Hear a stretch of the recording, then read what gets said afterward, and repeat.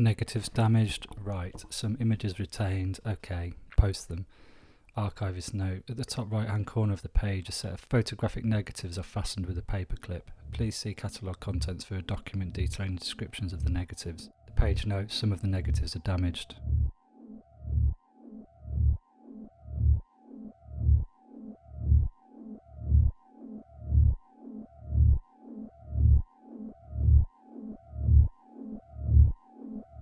My hand slipped twice trying to open the flask lid, and I sliced my finger on a sharp sliver of blue plastic running the edge of the screw cap on my second attempt.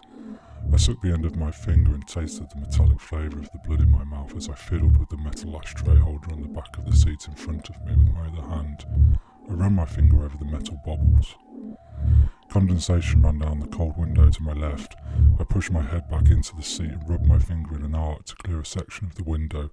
The back of my finger was wet and I wiped it on the coarse brown and orange diagonally patterned material onto the seat. My flask lay unopened next to me. The coach vents were blowing out hot air and the stuffy atmosphere of the busy coach was made worse by the cigarette smoke of the driver and several of the parents. I was lucky and I was sat on my own.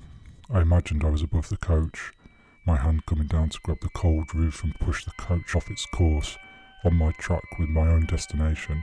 I pushed it off across the floor as hard as I could. It crashed into the skirting board.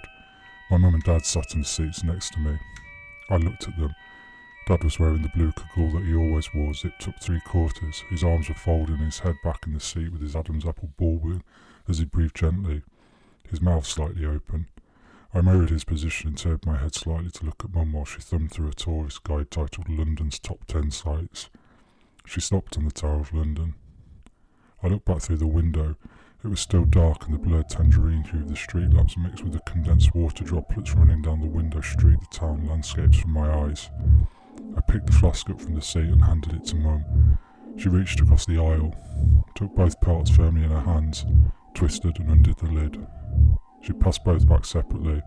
I took a drink of the water inside and screwed the lid back on. My finger had stopped bleeding and I examined the slight tear of the skin in the dim coach light. A fragment of skin hung precariously. I pulled it gently until it tore. I discarded it down the side of the seat.